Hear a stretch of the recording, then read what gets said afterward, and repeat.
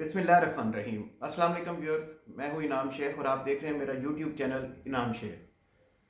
Viewers, आज हम बात करेंगे अमेरिका ने जो ईरान के जनरल को शहीद किया है।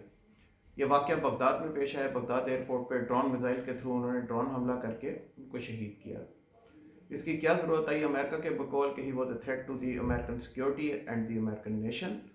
मेरा ख्याल है 12,000 स्क्वायर फुट से दूर जगह, अगर 12,000 किलोमीटर से दूर एक मुल्क है, उसके लिए वो क्या थ्रेट थे?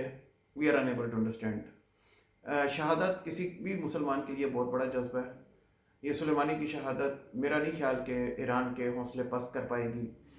अब ईरान के पास क्या ऑप्शन है? इसके बाद ईरान के पास 2-3 ऑप्शन है। आप ये देखिए अमेरिका ने ये किया क्यों है। अमेरिका ने इसलिए किया ताकि गल्फ का अगर रास्ता रुकता है तो चाइना, जिसकी सारी ज़्यादातर इंडस्ट्री डेवलप, सारी ट्रेड डेवलपमेंट, वो सब की सब ऑयल बेस्ड है कि ऑयल उनको पहुंचेगा। सबसे बड़ा ऑयल का इंपोर्टर ही चाइना है।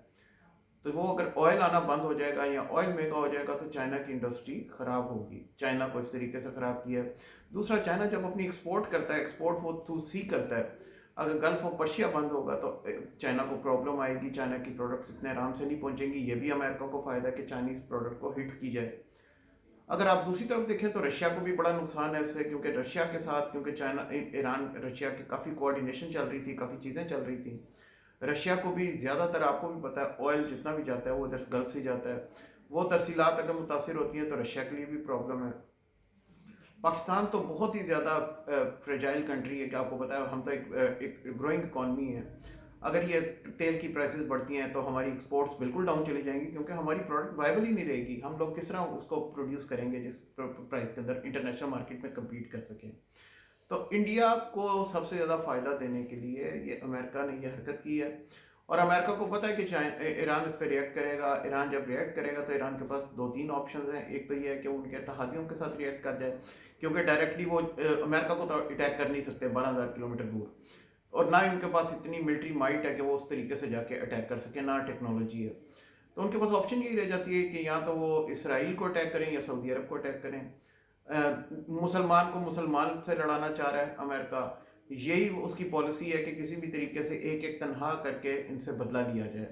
दूसरी तरफ मैं ये देखता हूँ कि अगर वो चाइना, आई डोंट नो, अगर चाइना किसी वक्त इधर सपोर्ट करने के लिए अपना रोल अदा करता है तो चाइना के जितने इधर एक्सरसाइज और जितना इधर इन्वेस्टमेंट होगी वो भी चाइना के लिए एक नई चीज़ आ जाएगी। उनको एक बर्डन पड़ जाएगा।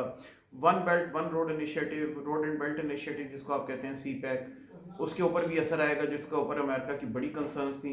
तो अमेरिका की ये स्ट्रेटजी बड़ी प्लान थी। हालांकि अमेरिका ने कहा है कि वो अमेरिकन नेशनल सिक्योरिटी को थ्रेट थे, लेकिन I don't think it's has more to do with their international phenomena. और क्योंकि अमेरिका ने पहले से प्लान किया हुआ है कि इंटरनेशनल जोग्राफिकल बाउंड्रीज भी चेंज करनी है कुछ कंट्रीज़ की गल्फ के अंदर, उसके ऊपर बहुत सारा काम हो रहा है। आपको भी पता है कुर्दिस्तान के ऊपर काम हो रहा है, कुछ इराक का एरिया लिया जाएगा, कुछ सऊदीया का एरिया लिया जाएगा। ये कुछ नई रियासतें आप देखेंगे, जॉर्डन के साथ कुछ रियासतें बनेंगी। ये ग्रेटर प्लान में शामिल है अमेरिका के।